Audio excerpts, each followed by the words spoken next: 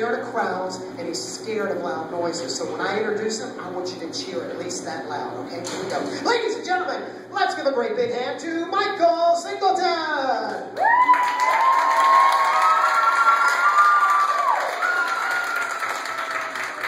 Michael? There he comes. Yeah, you don't have to worry. Come on out. They'll keep it down just a little bit. But are you ready to capture some really big dinosaurs, Michael? I think we should. So we're going to get our very big dinosaur net, and we're going to capture a really big dinosaur, right? You have this puzzle. What's the matter?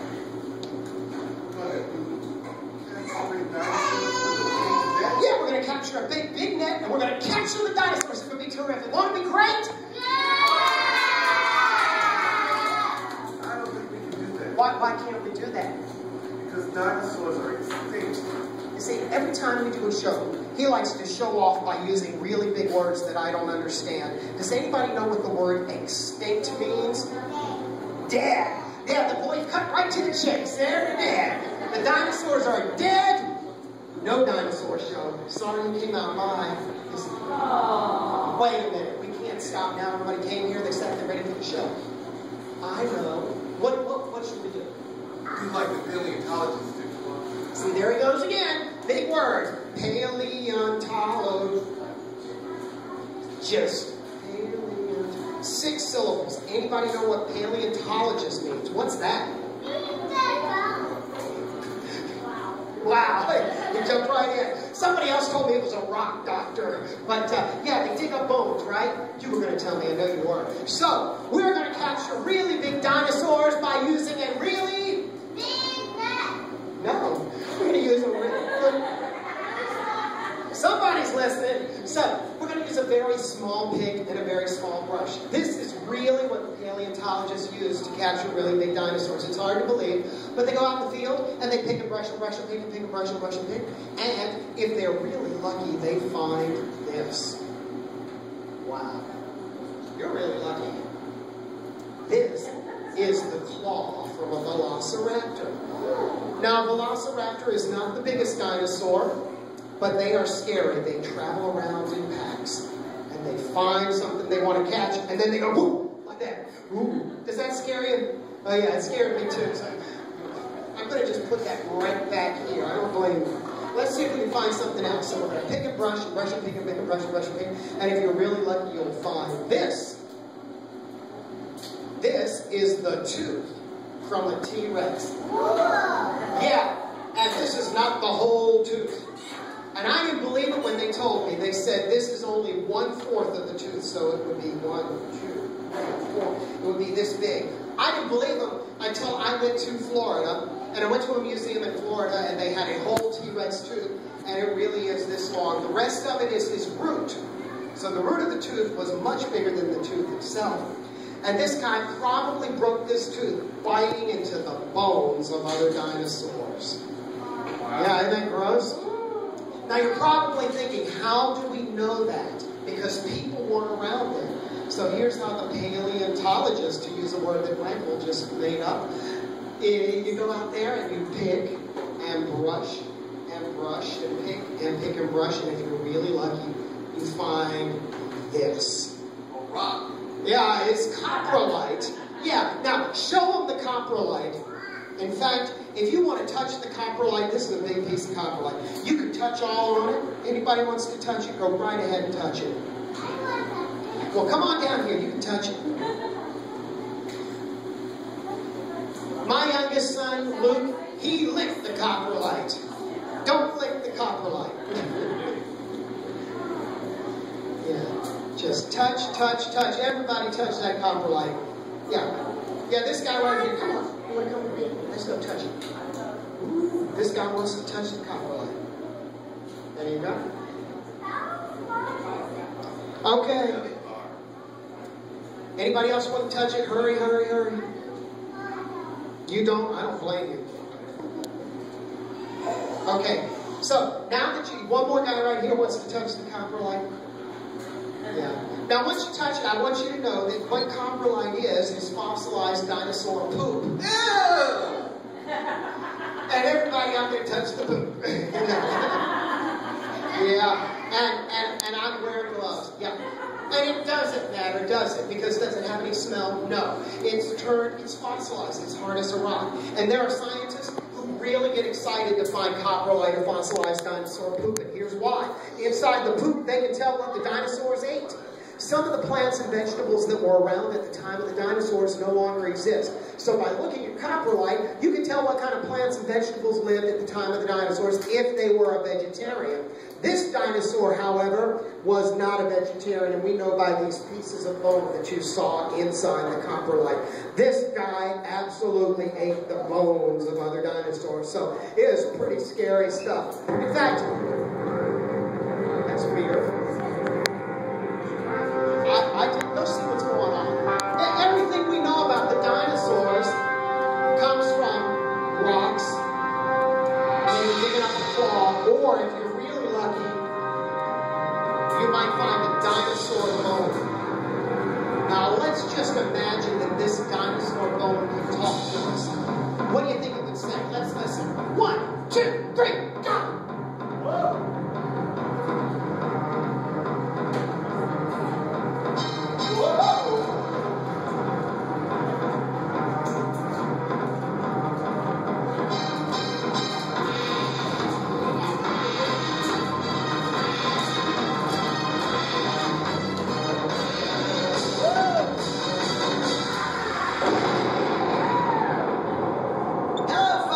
It's showtime! Put your hands together. Here we go.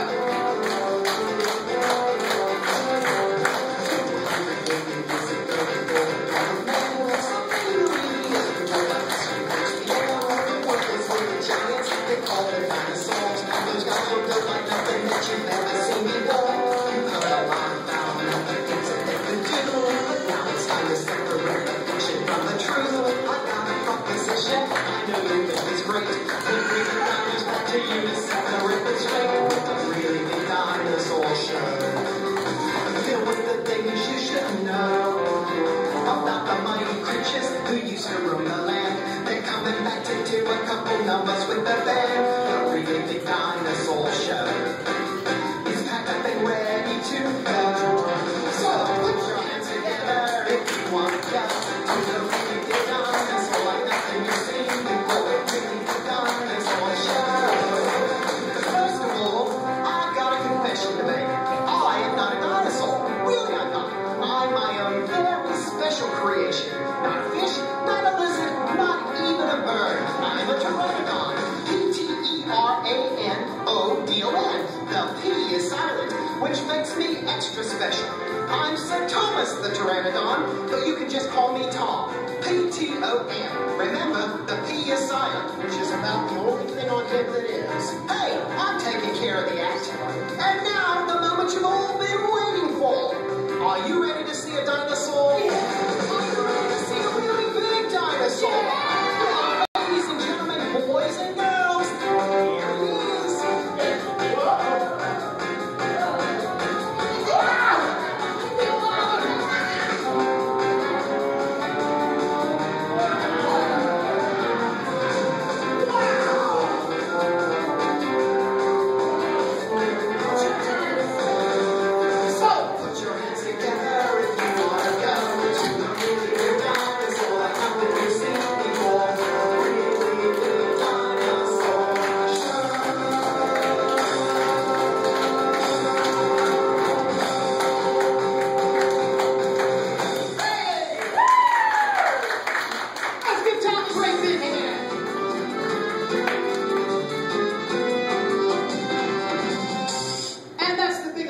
Today show you 16 feet long, and that's a diplodocus. Can you say diplodocus? Diplodocus! They don't need to be scared of a diplodocus. He is a vegetarian. He does not like to eat people. And in real life, he gets to be 95 feet long. That's as long as 2 school buses.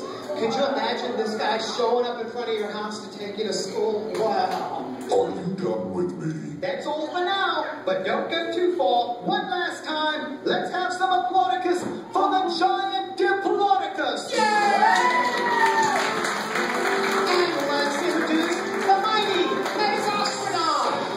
Yeah, hey, why don't you want where you're going? You could squashed me. What are you laughing at? You think it's funny getting sat on? It's not easy being the smallest guy around. You gotta always look out for some giant bloodhead trying to step on you, or running you out of your home, or worse yet, trying to turn you into dinner. But you know what I can't stand most? It's that attitude of theirs. It's always, I'm bigger than you. Well, of course they are. They're dinosaurs. But I'll tell you something. Bigger is not always better. Take it from me. There he is, folks. The mighty Megazostrodon. With such a big name, you were expecting something else, eh? Well, he's what we call a mammal. That's a warm-blooded animal with fur. He's always talking about how he doesn't have to stay out in the sun to stay warm like the dinosaurs do. I don't know what's so great about that. Hey, I thought this was my turn. Ooh, I beg your pardon. Quite an attitude for such a little guy. It's all yours, Marvin. I have prepared a dramatic reading for this important occasion, and I wrote it all by myself. I'm a Megazostrodon, as tiny as can be, and to the mighty dinosaurs, I'm very hard to see. I have to hide in forests beneath the tiny bush, for if I venture too far, I'm likely to get squished. I'm a Megazostrodon, a teeny little speck. And from the giant dinosaurs, I never get respect.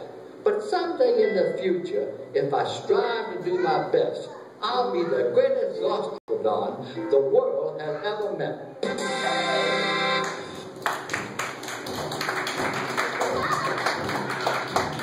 I better get out of here. Hey, see you later, folks. That's Marvin, the Megazostrodon. Quite a character. And between you and me, I don't think those mammals will amount to much. Is that rat thing off the stage yet? He's gone. My contract clearly states I don't have to share the stage with a mammal. I'm a big star.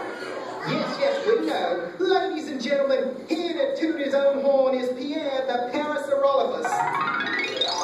Thank you, thank you. See that big thing on the top of his head? It's his own personal musical instrument. But you don't have to hear it from me. He'd love to tell you all about it himself. That I would. Since the day I was born, I have tooted my own horn. From the day that I was free, it was very clear to see there was no one in the neighborhood as loud as me. I can drive my neighbors insane, and they say I'm really vain. When I wake up every morning, instead of letting out a roar, I start tooting my own horn. Ever since the day he was born, he has tooted his own horn. From the day that he was free, it was very clear to see there was no one in the neighborhood as loud as me. He can drive his neighbors insane, and they say he's really vain. When I wake up every morning, instead of letting out a roar, I start tooting my own horn. He starts tooting his own horn.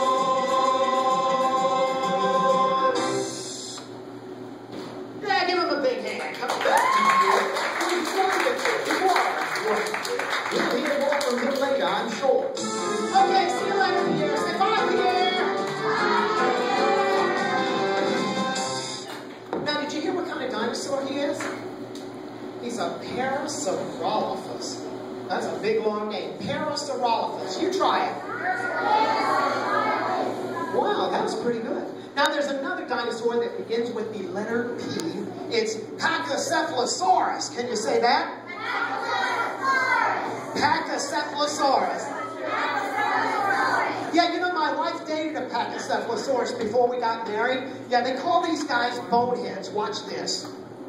Hello, boys. Wanna play? Sure.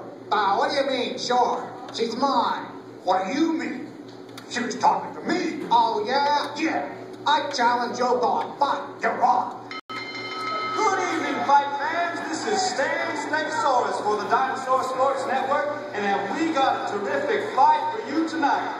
In the left corner, wearing an orange helmet, weighing in at 948 pounds, and an arm reach of 2 feet 3 inches is the challenger.